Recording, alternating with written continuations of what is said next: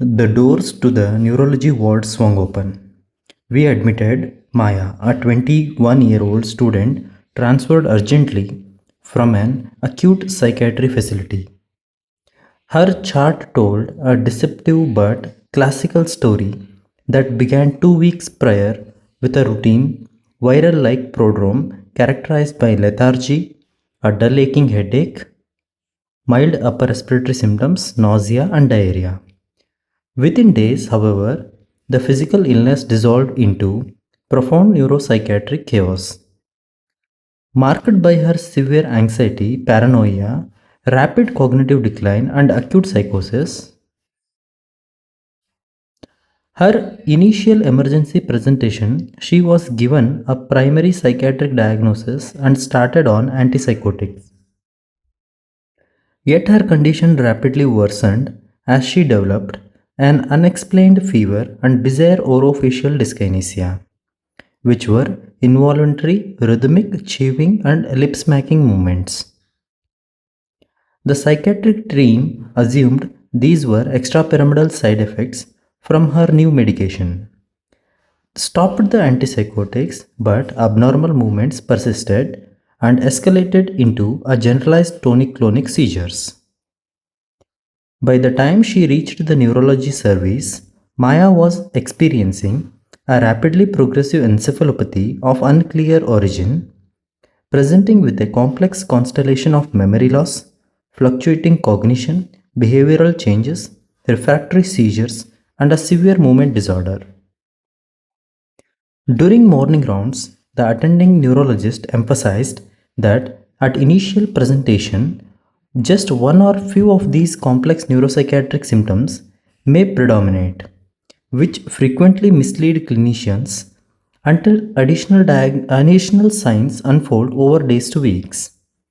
Patients are often initially misdiagnosed with idiopathic viral encephalitis, only to return negative viral studies. The attending noted that autoimmune encephalitis should always be included in the differential diagnosis of any patient, especially a young one presenting with rapidly progressive encephalopathy of unknown origin. The medical team gathered outside her room to discuss the underlying pathophysiology of her suspected condition.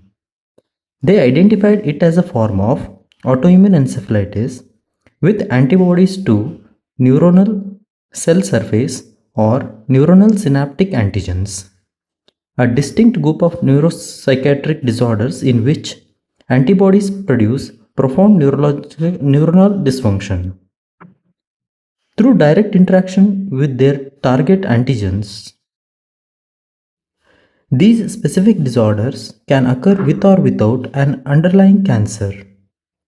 And while they can affect individuals of all the ages, certain syndromes preferentially target young adults and children. Crucially, the antibody effects in the cell surface disorders are highly reversible. Although the process of neuronal recovery can be prolonged, patients may often achieve a full or substantial recovery after targeted immunotherapy. This presentation stands a sharp contrast to classical paraneoplastic encephalitis, which the team carefully ruled out.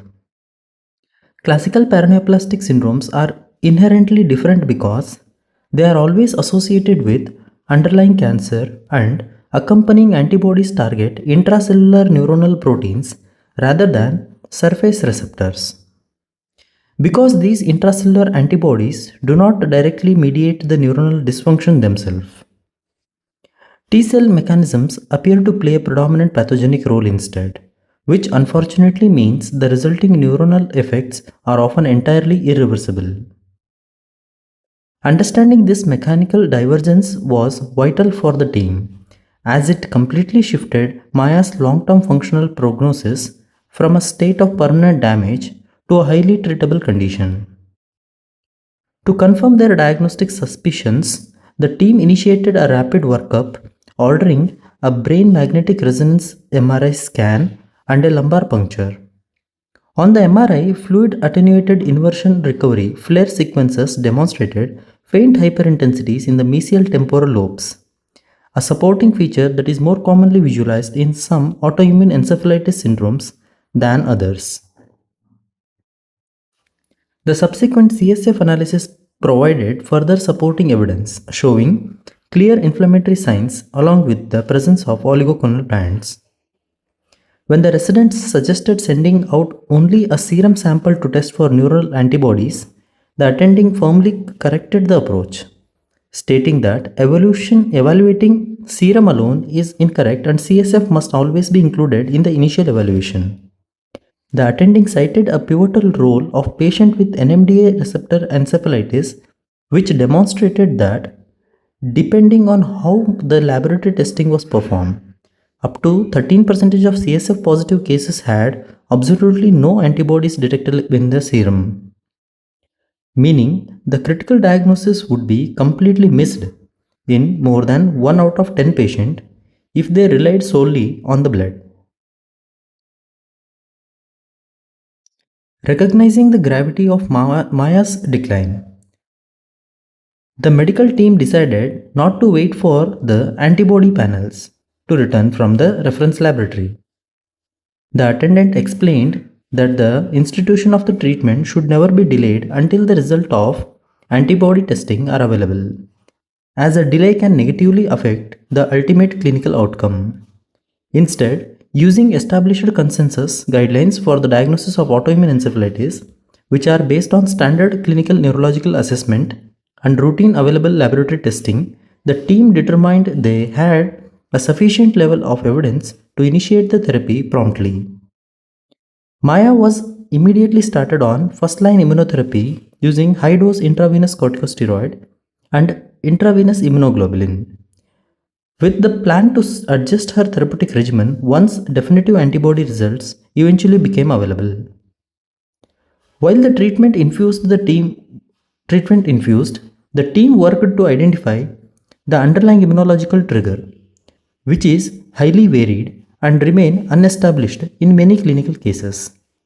They initiated comprehensive cancer screening to check for systemic tumor that might express the target neuronal or synaptic protein, which appears to be important driver in a subset of patients. They also explored her past medical history for infectious triggers, noting that roughly 25% of patients who suffer from herpes simplex viral encephalitis go on develop autoimmune encephalitis after recovering from the initial viral infection. The resident also discussed how specific HLA associations have been heavily reported for distinct variants like anti-LG1 encephalitis, anti-Casper2 encephalitis, anti-Iglon 5 disease. Finally, because any immunological type of autoimmune encephalitis can follow a relapsing course, they noted that the diagnosis must always be kept in mind for any patient presenting with a past history of encephalitis or relapsing encephalopathy, while also staying alert for the rare instances where autoimmune encephalitis overlap with the demyelinating disorder.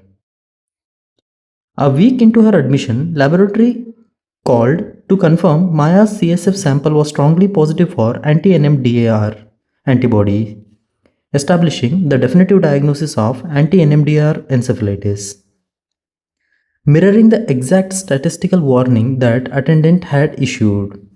Her concurrent serum sample returned entirely negative for the antibodies, validating the decision to mandate dual serum and CSF workup.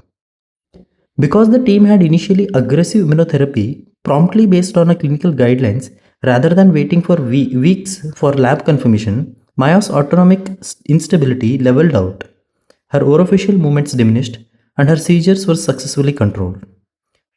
Though her prolonged recovery will require months of patience and neurorehabilitation, the fundamental reversible nature of her cell surface antibody disorder ensures that she is firmly on the path towards substantial full neurological recovery.